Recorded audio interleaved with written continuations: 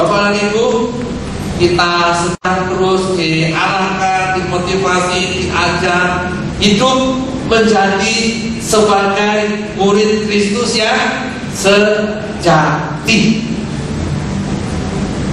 Be true discipleship. Menjadi murid Kristus yang sejati. Sudah banyak diajar dalam 1 bulan yang lalu, bulan Oktober. Dan pada bulan November ini kita juga masih akan belajar satu hal yang berkaitan dengan pemuridan ini. Satu bagian yang sangat penting di dalam pola pembinaan rohani lewat dimuridkan dan memuridkan. Tadi Pak Godwin menghiburkan bahwa Tuhan ingatkan supaya kamu jangan membangun aktivitas rohani, tapi lebih dahulu kamu harus membangun kehidupan rohani. Dan itulah yang terus diajarkan kepada kita. Sebab ketika kita berhasil membangun kehidupan rohani, maka otomatis akan melahirkan aktivitas-aktivitas rohani yang memberkati. Tapi sebaliknya aktivitas rohani belum tentu menghasilkan kehidupan rohani. Tapi pasti dijamin membangun kehidupan roh, meningkatkan kualitas manusia roh, itu akan meluap menjadi sebuah aktivitas rohani yang memberkati, dia menghidupkan, dia memulihkan, dia menyembuhkan. Amin. Karena itu kita harus ingat perkara ini. Kita serang kehidupan Tuhan yang Tuhan sudah anugerahkan di tengah-tengah kita, yang Tuhan limpahkan, Tuhan alirkan melalui para pemimpin kita, para pemimpin rohani kita, sekalipun seperti 2 minggu lalu saya sampaikan. Waktu kita melihat mereka semua ada kurang ini, kurang itu, kurang di sana, kurang di sini, tetapi melalui jalur dimuridkan dan memuridkan, ada satu impartasi sempurna dari guru agung, pembimbing agung kita, yaitu Yesus Kristus Tuhan, untuk mengatasi, menutupi semua kekurangan, kelemahan yang ada. Mari kita bersemangat untuk hidup di dalam dimuridkan dan memuridkan. Dan salah satu dari aktivitas yang lahir dari kehidupan rohani dimuridkan dan memuridkan adalah kunjungan. Apa? Kunjungan.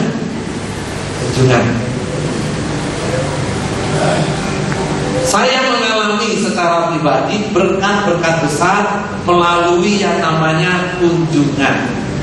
Waktu menyiapkan topik ini, saya coba melihat perjalanan kehidupan saya dari awal pertobatan sampai hari ini.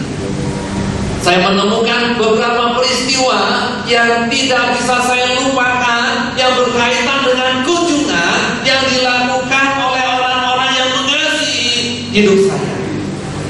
Di awal saya datang ke Bandung sebagai mahasiswa. Di minggu-minggu bulan pertama saya kuliah. Saat saya ada di asrama, sore hari datang berkunjung ke unit asrama di mana saya tinggal. Dan melalui kunjungan itu, Bapak Ibu, saudara ini akhirnya menjadi pembimbing rohani bagi hidup saya yang pertama kali. Dan melalui kunjungan itulah ada satu fase yang baru dalam kehidupan saya mengenal Tuhan, mengikut Tuhan, melayani Tuhan. Yaitu saya dibawa masuk dalam satu kebenaran, dimuridkan dan memuridkan. Dan waktu berjalan 4 tahun kemudian ada satu peristiwa ketika saya pulang dari kuliah kerja praktek lapangan 60 hari di Jawa Tengah, Cilacap, Nusa Kambangan.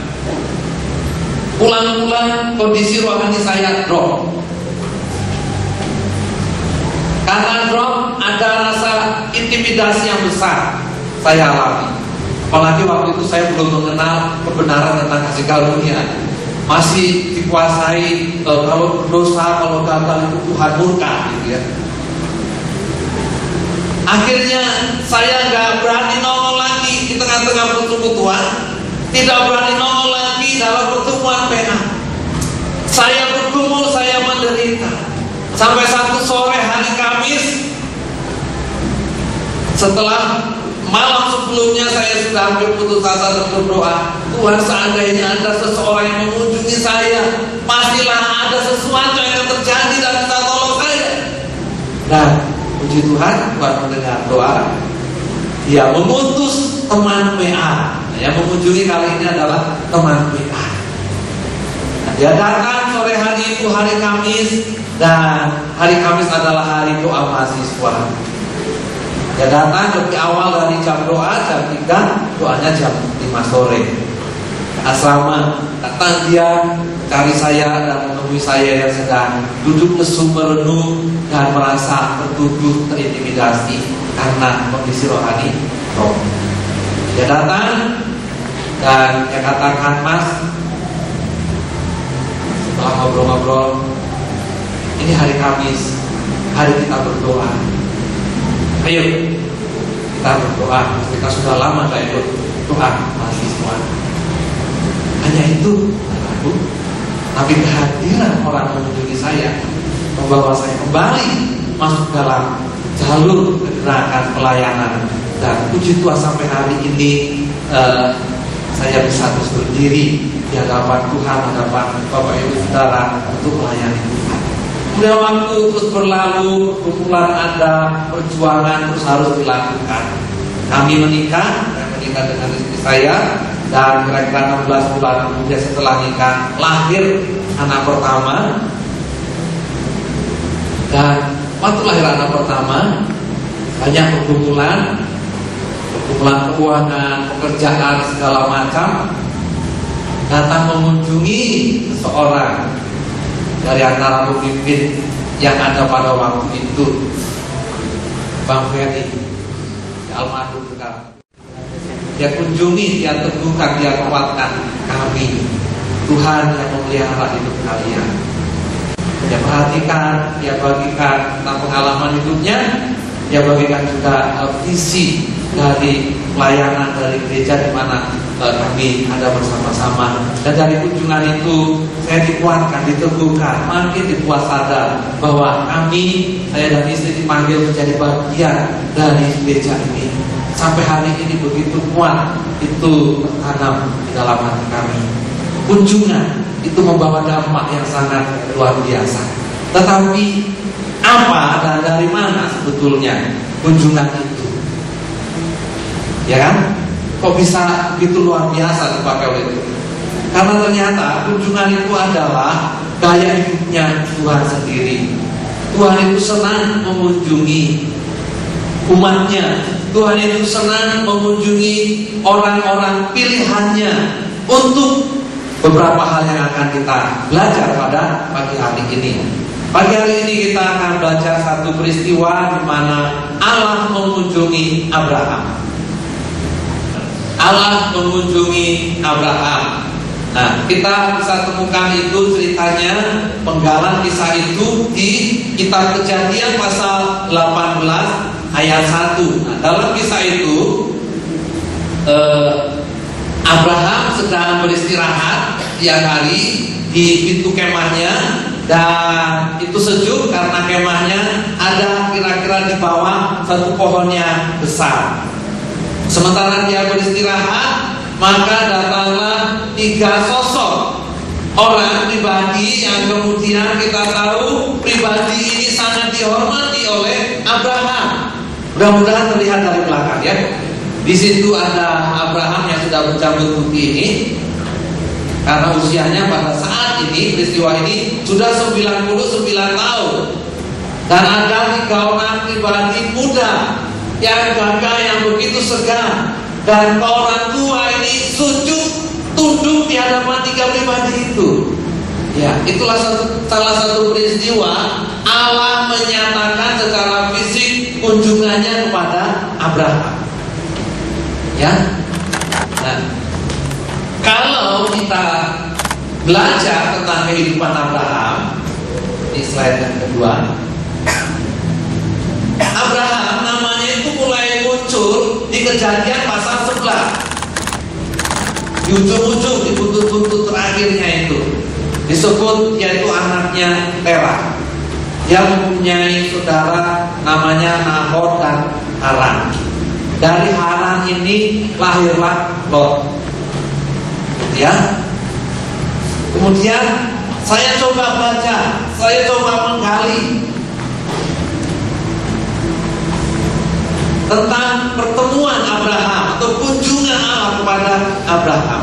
Dan ternyata memang sering Allah itu mengunjungi Abraham. Paling tidak saya dapatkan 7 kali disebutkan Allah mengunjungi Abraham. 7 kali katakan. Dan setiap kali kunjungan Abraham itu mendapatkan sesuatu yang baru. Seperti yang saya alami, ada sesuatu yang ilahi, ada sesuatu yang kekal, ada sesuatu yang berharga yang saya alami melalui kunjungan yang terjadi. Nah, ini apalagi Allah langsung mengunjungi Abraham.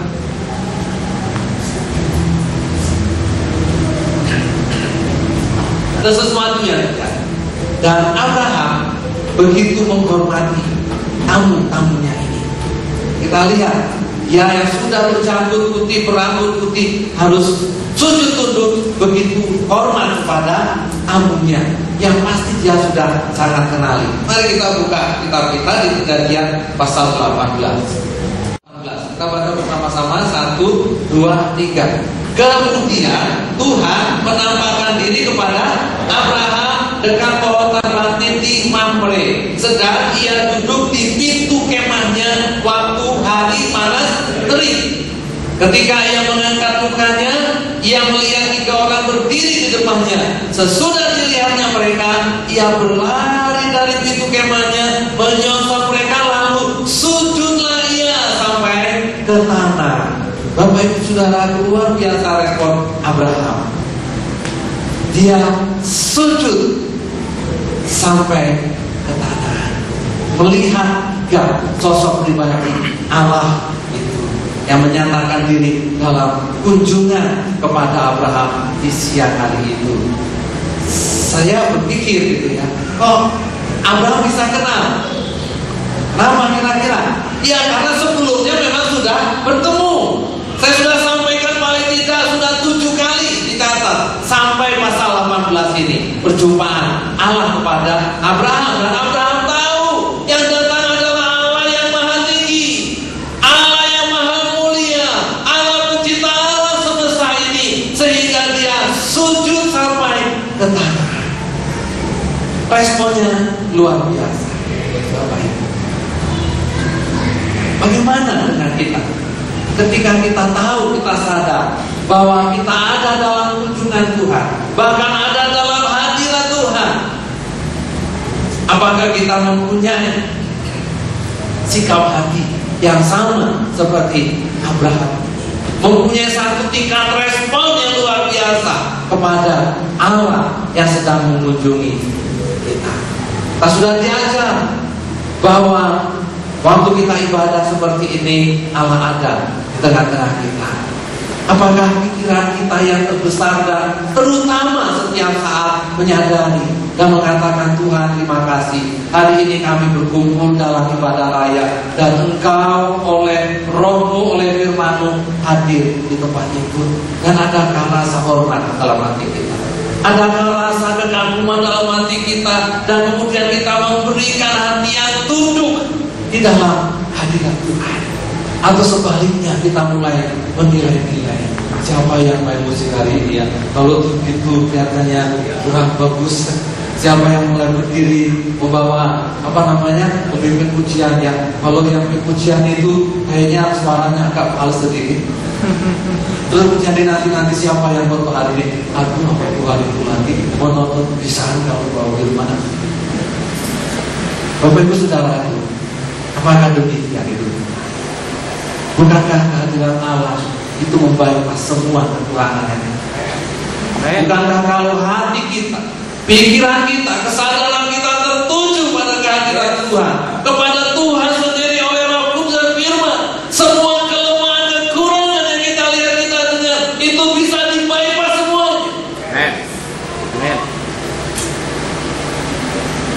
Saya mengalami waktu retret KKMP yang bersama dengan kami panitia tahu betapa lelahnya hari-hari menjelang itu.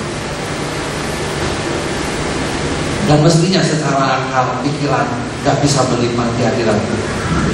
Tetapi karena sudah terlatih kehadiran Tuhan dalam pertemuan, kehadiran Tuhan melebihi semuanya, membayar semua. Sejak sesi pertama saya gak bisa menahan air mata, haru, sukacita, mengalami kehadiran Tuhan. Bapak Ibu mari kita seperti Abraham, memberi satu respon penuh hormat dan mau melayani yang hadir itu, Tuhan yang hadir mengunjungi dia, memberikan yang terbaik. Dia katakan waktu dia sudah sujud berkata, Tuanku, ayat 3, jika aku telah mendapat kasih Tuanku, janganlah kiranya lewati hamba-Mu ini, mari singgah di rumah hamba-Mu ini. Abraham meresponi luar biasa dan ingin bersama, ingin merasakan kehadiran Tuhan, ingin memberikan yang terbaik kepada Tuhan. Biarlah diambil air sedikit, kemudian basuhlah kaki dan berbuka beristirahat di bawah pohon ini, sementara aku menyiapkan makanan. Aku memberikan yang terbaik kepadamu, kepada tamunya ini yang adalah Allah sendiri. Apabila kita mempunyai sikap yang seperti itu, Bapak Ibu, demikian juga dalam nanti praktek hari ini, Allah itu sudah tinggal dalam diri kita. Dan apakah kita bisa memberi respon yang luar biasa kepada setiap orang, saudara-saudara seiman kita? Apakah kita bisa menghormati mereka? Apakah kita bisa melihat Allah yang tinggal dalam diri kita masing-masing, dan itu mengubah pikiran kita, sikap kita kepada saudara-saudara seiman kita? Bapak Ibu saudaraku, waktu Tuhan mengunjungi, maka Tuhan ingin sekali menikmati persekutuan, ya, bahwa Tuhan ingin bersekutu dengan Abraham, menikmati makanan dan minuman, menikmati kehadiran seorang dengan yang lain, menikmati satu suasana yang betul-betul mengalirkan, mengimpartasikan seorang kepada yang lain satu kekuatan. Ya, itulah yang dirindukan oleh Tuhan, dan itu yang menjadi apa? Kerinduan dari Tuhan selalu.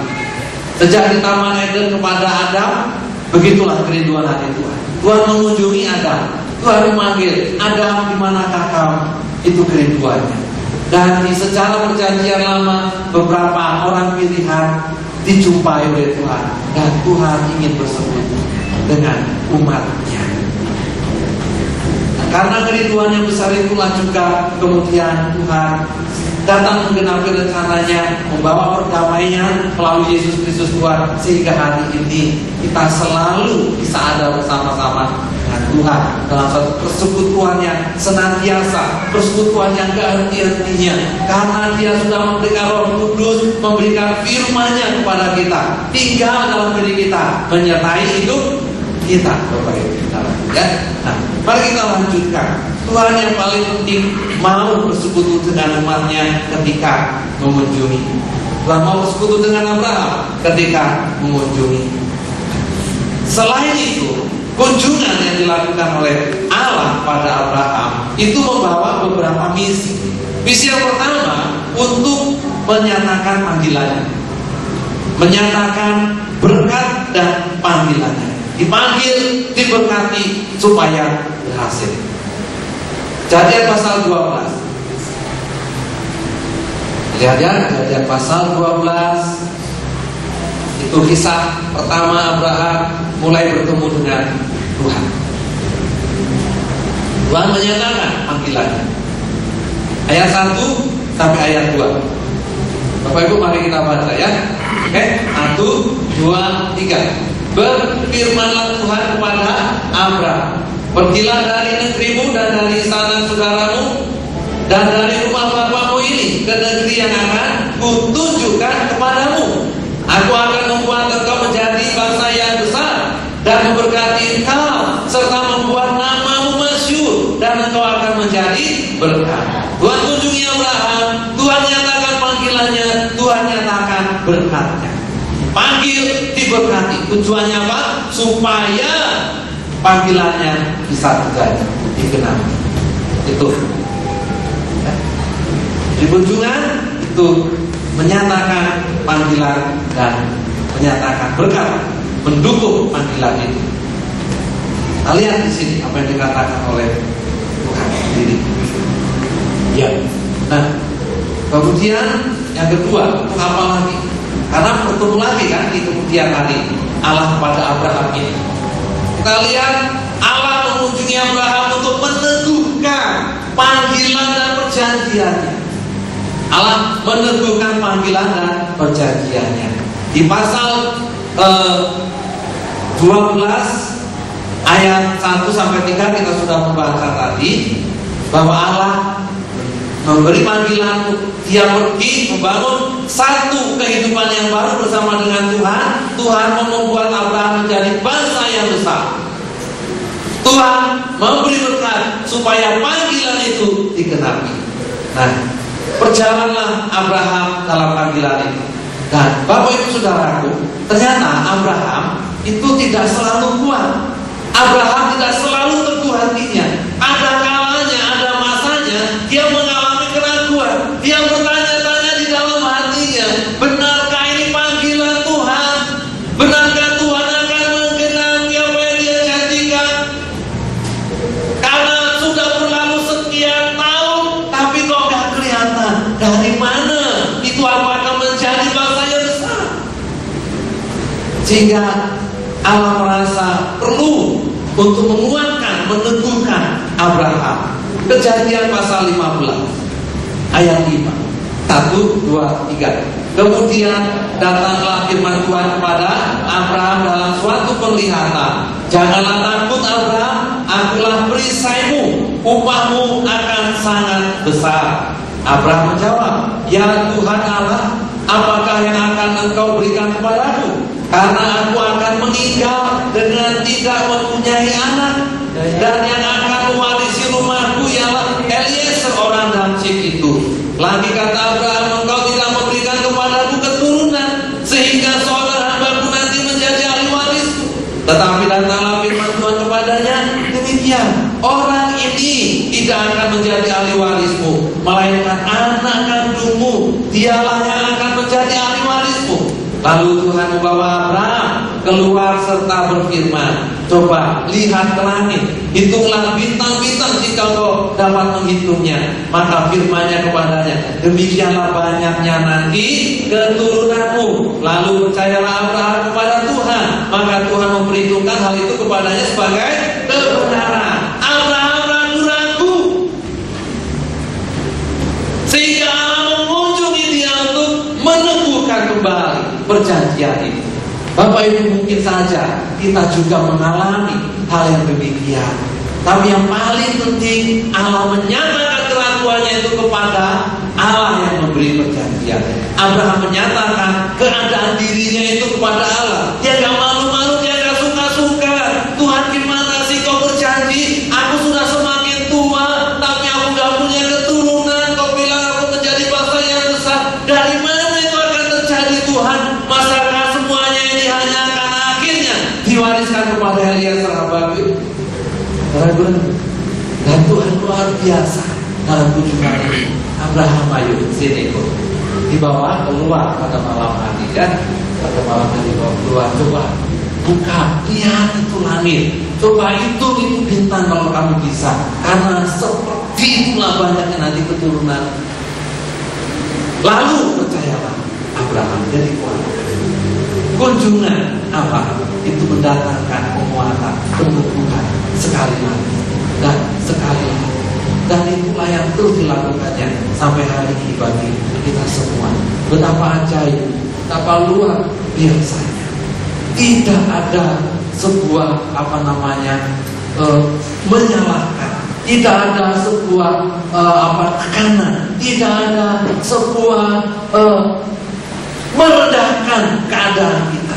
Abraham ragu-ragu, Tuhan meneguhkan. Tuhan meneguhkan dengan berbagai cara. Luar biasa.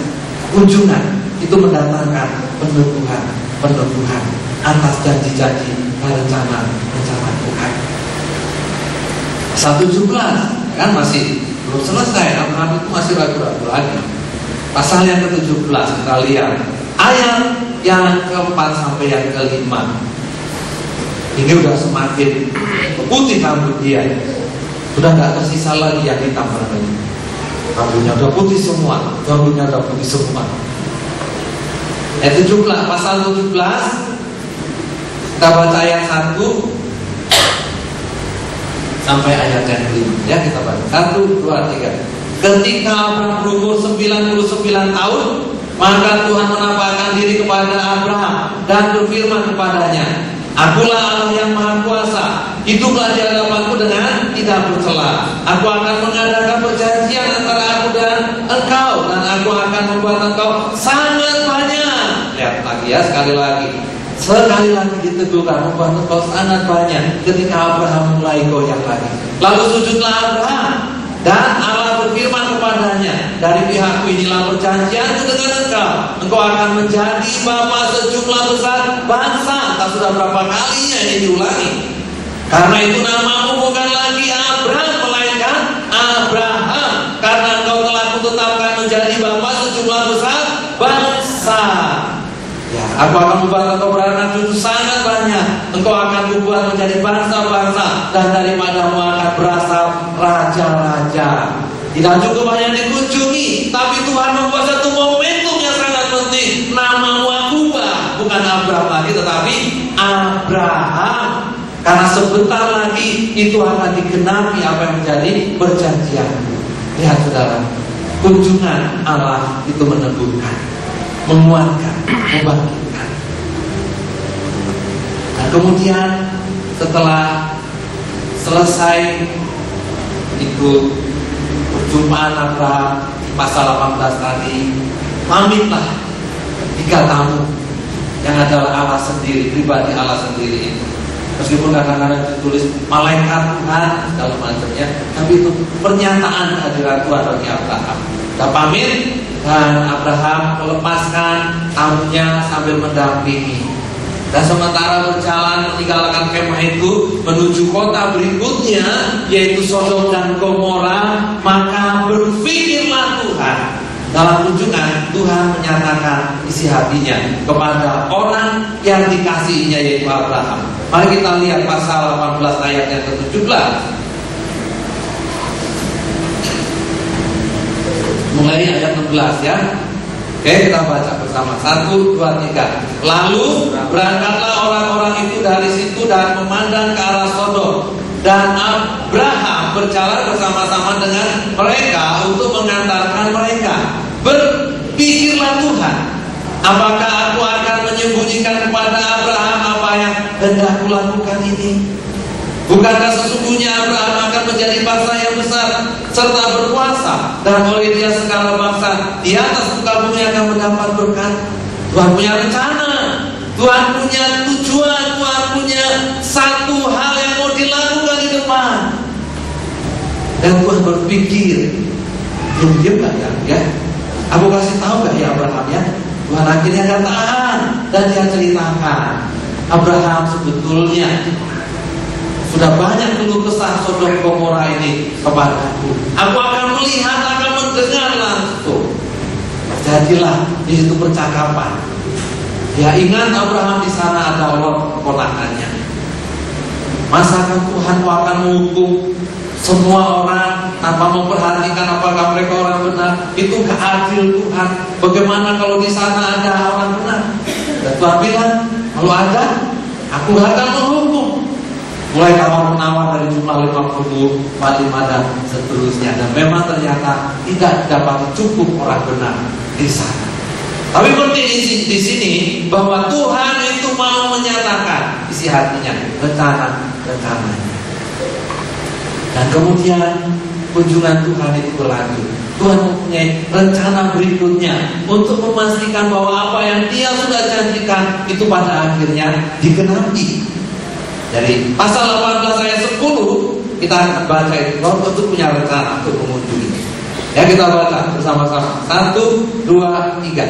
Dan firman-Nya, sesungguhnya aku akan kembali tahun depan mendapatkan engkau. Pada waktu itulah Sarah istrimu akan mempunyai seorang anak laki-laki. Dan Sarah mendengarkan pada pintu kemah yang di belakangnya. Adapun Abraham dan Sarah telah tua dan lanjut umurnya, dan Sarah telah mati haid. Ya, suasananya enak. Tuhan bilang, nanti tahun depan waktu seperti ini aku datang lagi. Dan waktu itu apa yang dijanjikan sudah mulai digenapi. Sarah akan menggendong bayi. Sarah yang mendengar janji itu tertawa dalam hati di belakang pintu kemah. Dan Tuhan mendengar di dalam hati. Ingat Bapak Ibu Saudara, Tuhan dengar di dalam hati. Orang lain yang tidak dengar, tapi Tuhan dengar di dalam hati. Dan Tuhan bilang, Sarah, kenapa kamu tertawa? Apakah ada yang mustahil bagi Tuhan? Sarah bilang, aku enggak tertawa. Tapi Tuhan, iya kamu tertawa. Aku mendengar dalam hatimu, kamu tertawa. Iya. Suasananya rileks, suasananya enak, karena Tuhan mau bersekutu. Di beberapa poin Bapak Ibu, dalam kunjungan ini Allah mau bersekutu dengan umat. Yang kedua, Allah mau memberkati, menyatakan panggilannya kepada kita. Yang ketiga, kunjungan Allah bersifat selalu menguatkan, meneguhkan bahwa perjanjiannya itu ya dan amin, pasti digenapi dari pihak Tuhan. Jangan pernah meragukan. Sekalipun kita ragu-ragu, tapi Tuhan dan bosan-bosannya menentukan. Luar biasa. Bapak Ibu, berapa banyak Bapak Ibu yang sedang mengalami keraguan akan janji-janji Tuhan. Kunjungan Allah melalui saat itu saudara. Kunjungan Allah melalui PA saudara, PA kita. Kunjungan Allah melalui ibadah raya, melalui persekutuan, itu menguatkan, meneguhkan, membuat kita bangkit kembali, berjalan kembali. Tuhan mau menyatakan isi hatinya, rencananya dalam kunjungan itu. Dan Tuhan gak bosan-bosan mau mengunjungi kita semua. Amin. Baiklah, aktivitas rohani kunjungan ini lahir dari kehidupan kita yang membangun manusia. Saya sangat diberkati dengan yang namanya kunjungan seperti saya ceritakan di depan tadi.